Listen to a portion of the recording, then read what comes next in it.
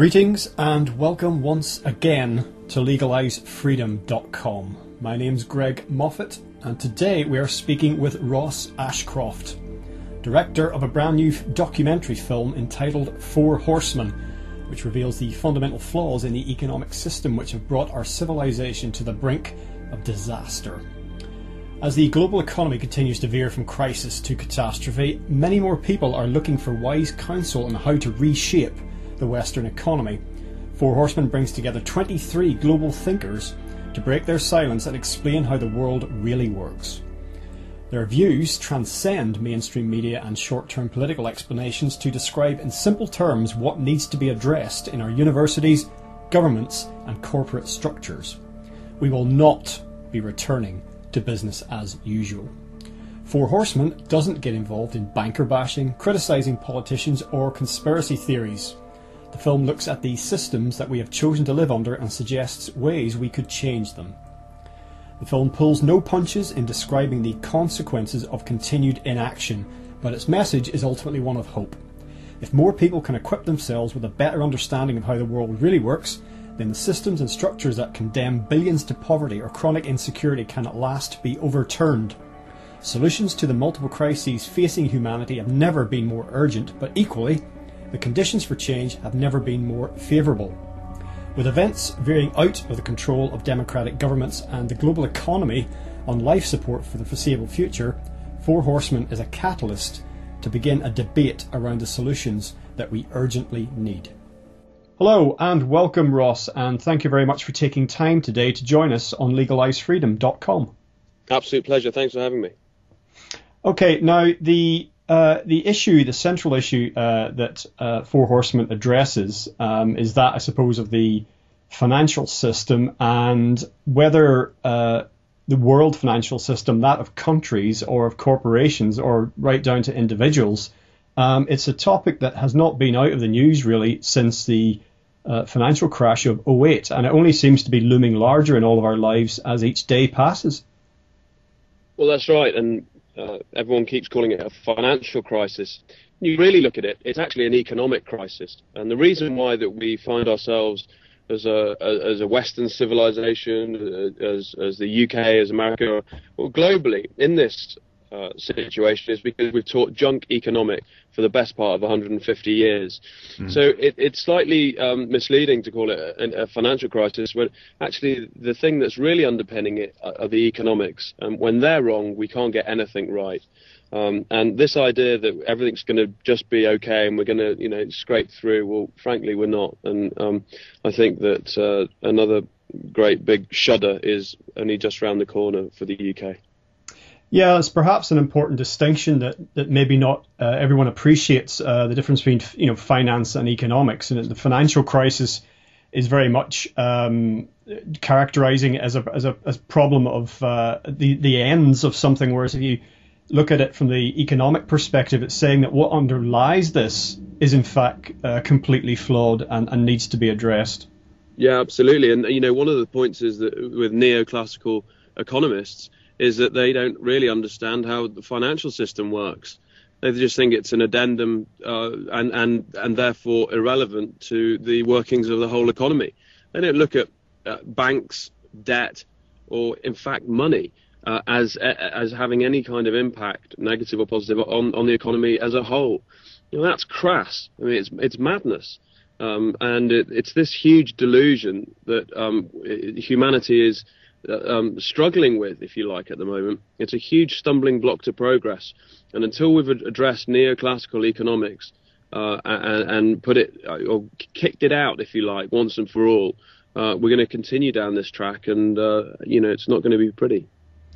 Now, perhaps at this stage it would be good to put people in the frame with a brief distinction, as it were, between neoclassical economics and what we'd call classical economics, which from my perspective is kind of common sense economics, or to use a phrase from, I think it was a Schumacher book, economics as if people mattered.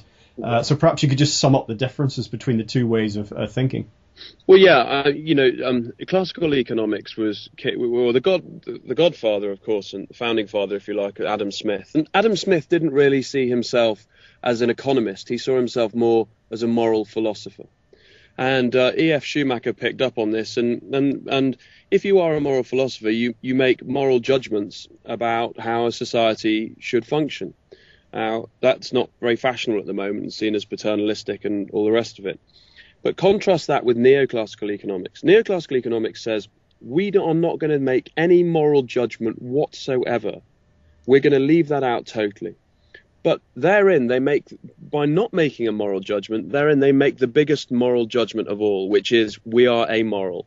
And we're just going to allow the free market to rip. It isn't free, by the way, but that's what they call it. And the free market will deliver all the goodies, if you like, and the society that we require. And again, unless you have something which has a foundation in a philosophy or in some kind of moral code, you end up with something which is what we've got now, which is an economic system which is totally out of control and has no real basis. So they have a very diminished view on natural resources, neoclassical economists as well. And of course, that's where we see all the environmental degradation.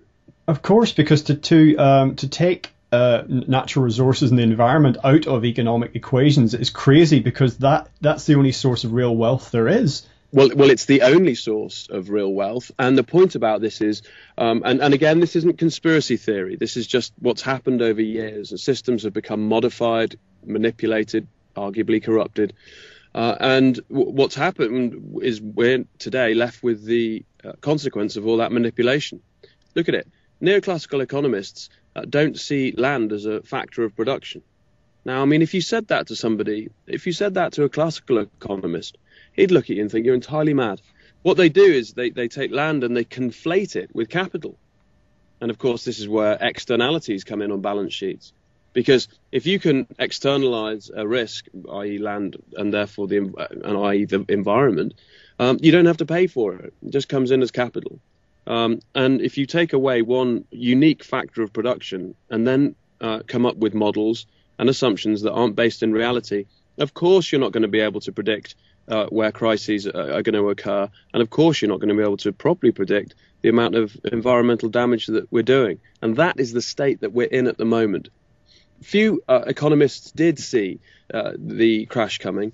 And the reason they saw it is because they're not, let's say, steeped in the neoclassical economic dogma. And these guys did raise the alarm, but of course they're marginalized. And now, once these models that the neoclassical economists have used have failed, these guys who've come up with good models, the likes of Steve Keen in Australia, he is being, he's vindicated that, yes, the crash has arrived, but now being vilified for presenting a different view of the economy. And it's actually a view that I'm very, very sympathetic to, and I think it's got huge amounts of potential. Well, a lot of the commentary I get from the media, the mainstream media at the moment, regarding the global financial crisis, that which isn't just trying to prop up the neoclassical point of view and say that just, bear with us, everything will be all right, just to give us another 6 months, is criticism coming loosely from what you would call the left, which is saying, aha, free markets don't work. You left it to be free, and this is what's happened, because the free market takes no regard of the human aspect of the equation. It's not even in any of the equations. But it's important to point out that, as you alluded to just a moment ago, it's not really a free market at all. It's a rigged market in favor of certain players, certain big players. And if it was truly free, we probably wouldn't be where we are today, because the system would be too diverse in itself to ever. It's only because it's been channeled down this very narrow road, this neoclassical model, that basically it's come to the situation that we face now. That's absolutely right. It's one big Ponzi scheme. It's one great monopoly, and it's a monopoly driven by rent seeking, and it's a monopoly that is protecting unearned wealth. So the idea that it's a free market is naive. It just isn't a free market. And rent-seeking activities can go, traditionally you'd see it as rent-seeking as taking natural resources from another country and creaming off the economic rent above the investment that you put in.